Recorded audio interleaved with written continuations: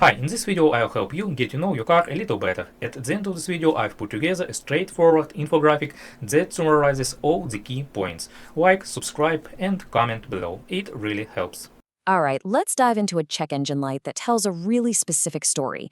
This isn't just a random warning. It's a clue that could be the difference between a super simple fix and a wallet-draining repair. Let's get right into it.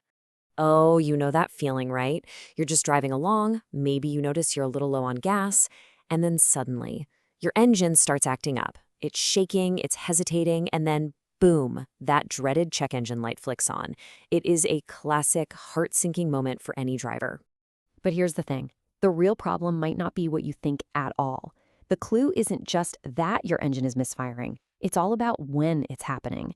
And this brings us to a very, very specific diagnostic trouble code, P0313. So let's start with the basics. What are the telltale signs? What is your car actually trying to tell you when this specific code pops up? Well, you're probably experiencing some pretty classic misfire symptoms. The engine feels rough, kind of like it's vibrating or shaking. It might hesitate or, stumble when you step on the gas. Of course, that check engine light is staring you in the face. And in some more serious cases, the engine might just give up and stall completely. If any of this is sounding familiar, you are definitely in the right place. Now that we know the symptoms, let's decode what this error code is actually saying.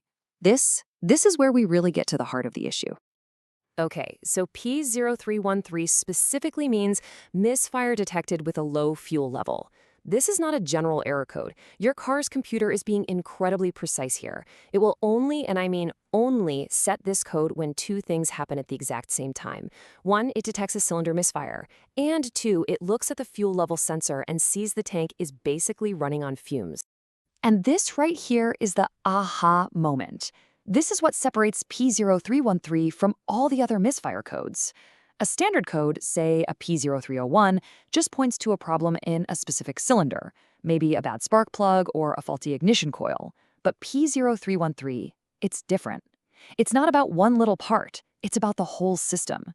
The fact that it only happens when you're low on fuel points a giant flashing arrow directly at a problem with your fuel delivery. So what's actually going on inside your gas tank? Honestly, it's a lot like trying to drink the last few drops from a cup with a straw. You know how you start sucking up air? That's exactly it. When the fuel level gets super low, the fuel pump can start sucking in pockets of air along with the fuel.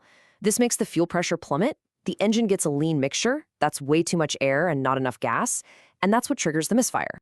So we get the immediate cause, but let's be real, a P0313 code is usually just a symptom of a deeper underlying condition. So let's play detective and investigate the most likely root causes. And as you can see, the data points us in a very, very clear direction.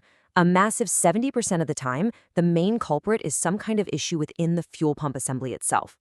Yeah, other things like tank problems or pressure regulators can be factors, but the overwhelming probability is a faulty pump. Now, let's break down that huge 70% slice. The issue could be a weak or dying fuel pump that just can't keep the pressure up when the fuel level drops. Or maybe it's a clogged inlet screen. Seriously, just think of a clogged drain in your sink. Same idea. It could even be a damaged pickup tube, that straw in the tank. And get this, the gasoline itself actually cools the pump, so running low on gas all the time can literally cause it to overheat and fail. All right, that's enough diagnostics. Let's talk solutions. Let's build a practical step-by-step treatment plan. We're going to start with the easiest, cheapest fix and work our way up from there. Okay, step one. It's the easiest test in the world. Just add gas. Seriously, fill your tank up to at least a quarter full. If the symptoms just vanish and the code doesn't come back, then congratulations. You just learned a valuable lesson about your gas gauge. But if the problem returns, it's time for step two. Get a fuel pressure test. This will confirm if the system is failing under those low fuel conditions. Step 3 is a deeper inspection. And step 4, this is the most important one. If the simple stuff doesn't work, call a professional. Trust me, messing with fuel systems can be dangerous. And I have to give you this very serious warning. Please, please do not ignore a P0313 code. A persistent misfire just dumps unburnt fuel straight into your exhaust system. This can overheat and permanently destroy your catalytic converter, and that is a very, very expensive repair. So fixing the immediate problem is one thing, but the real key here is to understand the message this code is sending you about the overall health of your car. I love this way of putting it. One of our sources calls P0313 a fuel system stress test code, and that, right there, really gets to the absolute core of what's happening. Think of it like this. A perfectly healthy fuel system should work flawlessly, right down to the last drop of gas, no questions asked. Getting a P0313 code means your car's fuel system just failed this critical stress test. The low fuel level didn't cause the problem, it just revealed a weakness that was already there, like a weak fuel pump that was hiding its flaws as long as the tank was full. So at the end of the day, remember that P0313 is way more than just an error code telling you to fill up your tank. It's a clear warning shot from your car, letting you know that a bigger, more expensive problem with your fuel delivery system is probably just around the corner. So the real question is, are you listening?